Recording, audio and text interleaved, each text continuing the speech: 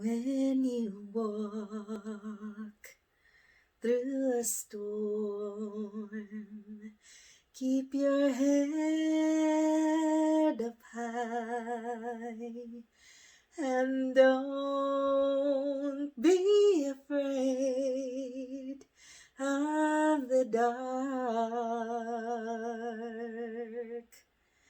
At the end of the storm is a golden sky and a sweet silver song of the lark. Walk on through the rain. Walk on through the wind. Though your dreams be tossed and blown.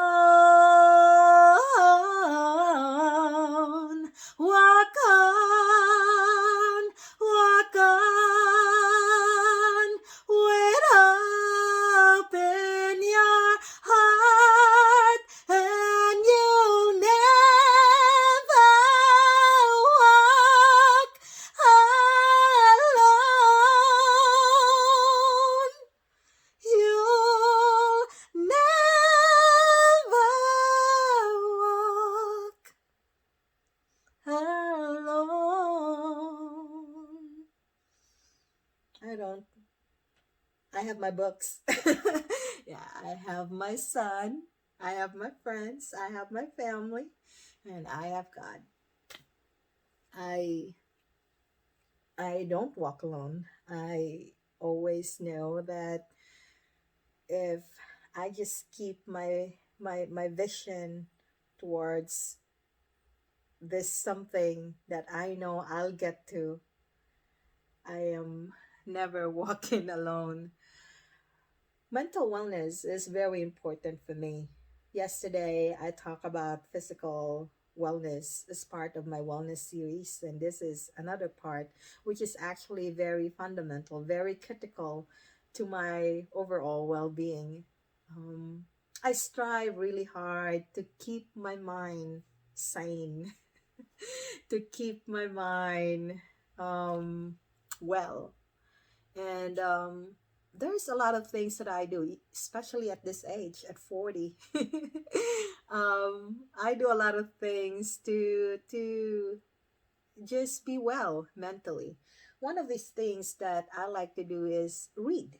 Um, One of my favorite books that I've read ever since I was in high school. God, that's like 25 years ago. Yes, I graduated high school at the age of 15. But I'm old. Oh my goodness. It's been 25 years or even more that I read this book. This book is written by Jeffrey Archer, who's actually one of my favorite authors. This book is titled Cain and Abel. Not the Cain and Abel from the Bible, because Cain is K, not Cain. But anyways, it's not even a story about a woman like me who struggles in this world, but it's a story of two men born in different sides of the earth. Are there sides in this world? It's round. No, different sides of the world. They're born at the same time. They walked a different, very different lives, and their paths cross, and that made the story more exciting. And I love this book. I probably read this probably more than 20 times. Yes, from cover to cover, I've read this, and it's very educational. History, politics, geography. I am geographically challenged, and this, therefore I like it. And just about life. So I am highly academic. I am actually, I'm proud of that, but I am not life smart. I am not street smart. I am very academic. You put me in a classroom, I'll ace it. You put me in life, I don't think I'll ace it.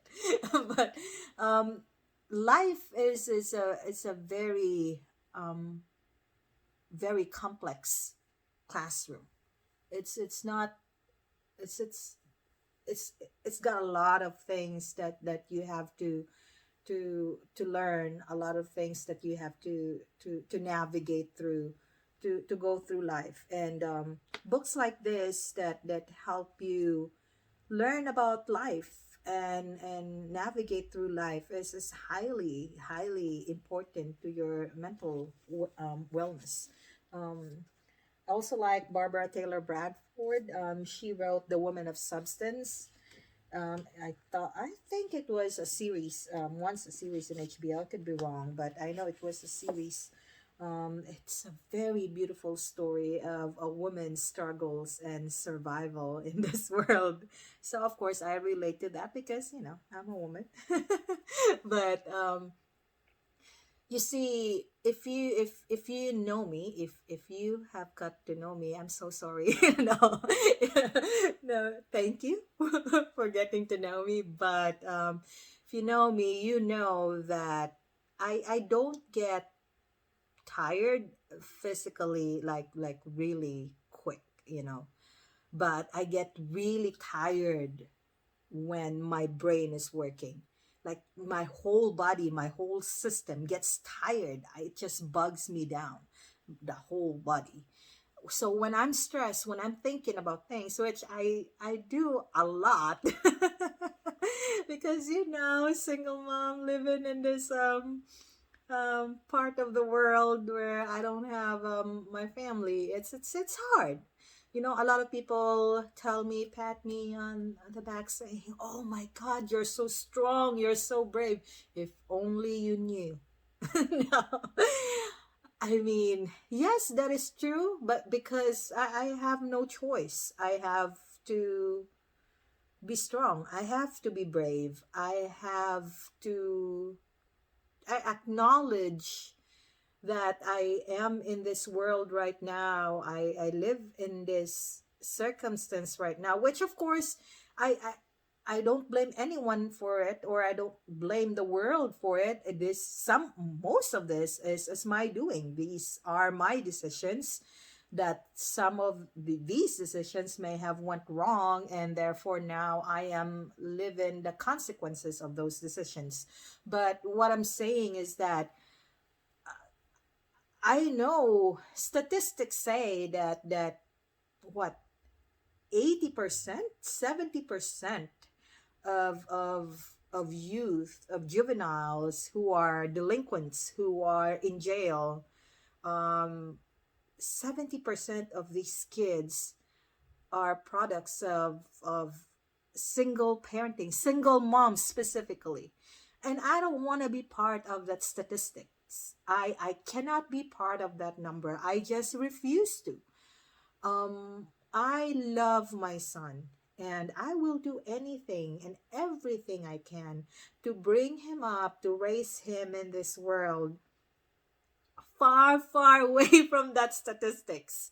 And I know a lot of people have told me, "Oh my God, your son is such a well-behaved boy. Your son is such a good boy. He's very smart. He's very talented. He's very well-behaved, well-mannered, and then you raised him well." And then yes, I feel really proud that he's grown that way he is right now. And but still there's like, you know struggles in me, in my mind. Every day I have all this nightmares, this thoughts of being part of that statistics. And it's scary, and you have no other choice but to work really hard so that you can provide for your family, which is Nicholas, is my family here. um Work really hard for your relationship to be strong. Work really hard for your son to grow up the way you want him to grow up, and work really hard for your own sanity. I work hard for my sanity. It's not easy. Um, Being a single mom is not easy, especially when all your family is in the Philippines. They're not just like an hour drive or a plane ride. They like at an hour plane ride. You know, it's thousands of miles away. I have no family support here. I know my family loves me. They're all the way there. I'm all the way here. Again, no one's blaming anyone. These are decisions that I made, and these are the consequences, positive, negative consequences of my actions and my decisions. But I am here in this now, in the now, where I don't have my family close by, and it makes you find ways to be mentally well, not only physically fit to do the things that you need to do for your family, but to be well for you and for your kids, you know, for me and Nicholas. So, going back to mental wellness and reading, and learning. So, my favorite book actually is the Bible, and I have 5 copies of this book in different versions because I want to, because I want it. But I've read the Bible ever since I'm a little girl. You know, it's part of my upbringing, my family, my church, my school. Miss Domanig, our human development teacher in high school, who taught us the Bible from first year to fourth year high school. I love her class. Actually, my favorite class. Well, math too, but yeah, I love human development. And you you get a lot from the Bible. I know I can recite 66 books of the Bible. I memorize. I can, if you tell me where do you want to go, which book do you want to read, I can navigate to that book so easily because I memorize all the books in the Bible. I've read the Bible. I know a lot of stories. I cannot guarantee that I can give you all the verses and chapters because I cannot. I can I admit I can't because I don't memorize the whole Bible. That's too much. But I know my way around the Bible. It's a really beautiful book, very inspirational, very motivational. I learned so much how to navigate this life because of this book. My favorite chapter, by the way, is First Corinthians 13, which is all about love. That's why, because you know, I love love. I love love. And no matter what happens in this world, I love love. Um, but it's it keeps me grounded, keeps me sane. It keeps me focused to where I'm supposed to go. And it helps a lot. Of course, I have a lot of technology books here as well. Linux Plus, Network Plus, Project Management Plus, and all this A Plus, and all the certification books. Because, you know, I took the certification. I taught these classes too, and that's why. But I love to read. I have, you know, a lot of books that are not here and they're somewhere. But it's not only to learn something from, it's just, you know, a good pastime, I guess. It keeps me away from thoughts that I shouldn't be thinking of. And gives me clarity about certain things, and you know, gives you some ideas about things in this life. Mental wellness is very important. I highly recommend um, for everyone to read.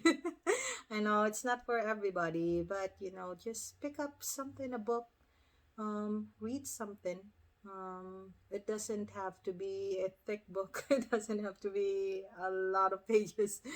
Just read something about life, about navigating this life, and it helps with your mental wellness.